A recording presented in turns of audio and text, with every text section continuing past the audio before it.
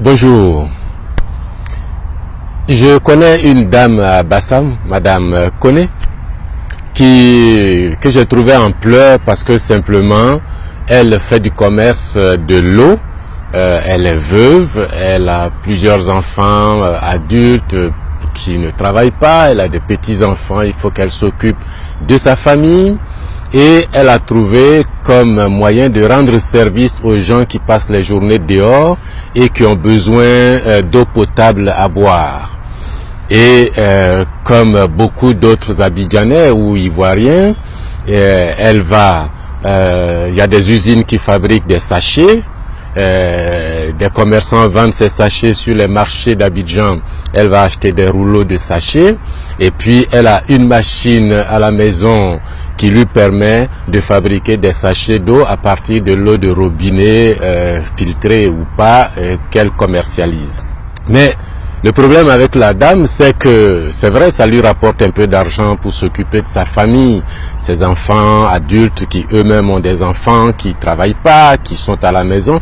Elle arrive, mais quasiment chaque mois, ce sont des agents de la SODECI qui se présentent à elle. Ah, madame, le gouvernement dit de ne pas vendre l'eau, donc on va enlever votre compteur. Sinon il faut payer. 15 000 francs, elle paye. 20 000 francs, elle paye. En dehors des factures d'eau qu'elle règle normalement. Et puis aussi de temps à autre, et ça c'est le plus dur pour elle, c'est des gens qui arrivent en véhicule de gendarmerie ou de police en tenue avec les armes autorisées et puis téléphone à l'oreille, oui c'est quelle concession, c'est quel coût, ah c'est ici, bon voilà c'est bon on a trouvé. Madame, on est venu pour prendre votre machine pour faire les sachets d'eau là. Vous savez le gouvernement interdit de faire les sachets d'eau, donc on va prendre votre machine. Eh monsieur, pardon, je fais comment? Ma machine là, c'est ce qui me permet... Ah non, non, non, on s'en fout, on doit prendre les machines. Vous voyez, à cause de vos sachets là, les caniveaux sont bloqués, Abidjan est sale, la plage est sale, les rues sont sales. Et pour ça, le gouvernement a interdit de vendre de l'eau en sachet. Donc on emporte tout. Eh monsieur, mais je vais faire comment avec ma famille? Seigneur, ah ben il faut payer 200 000 francs, 300 000 francs. 500 000 francs, 1 million de francs. Selon les cas, selon les jours, selon les périodes, 2-3 agents en armes raquettent, c'est le mot, raquettent cette bonne femme ou ces femmes-là. Et puis, je ne peux pas payer 300 000, mais on fait comment? Venez au salon avec moi, les enfants se lèvent, monsieur, venez, on va discuter, on fait comment? Et puis après, ils s'en sortent avec 30 000 francs. Dans les poches des deux agents qui reprennent leurs armes et qui disent la maman, tu peux continuer à couper l'eau, hein, c'est pas grave. Et puis si tu connais d'autres personnes dans le quartier là, faut donner leur nom, on va aller chez elle aussi. La dame Koné dit non, je ne sais pas qui vous a indiqué chez moi, je ne donnerai le nom de personne. Et puis d'ailleurs, vous me dites de couper, mais qu'est-ce qui me prouve que demain une autre équipe va pas venir? Vous là, vous avez appelé votre copain solo. Vous venez d'où? Ah, nous on est de la brigade de gendarmerie, vous voyez notre voiture de Koumassi. Et puis vous venez sévir à Bassam. La dame en larmes est restée et puis depuis une semaine, elle n'ose plus vendre de l'eau.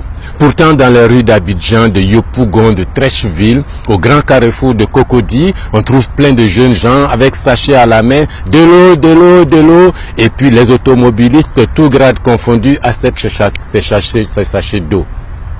Et puis sur toutes nos factures en Côte d'Ivoire, nous avons tous des taxes, y compris cette dame Koné de Bassam. Elle paye une taxe de ramassage d'ordures ménagères. Mais en même temps, on lui reproche de faire des ordures ménagères.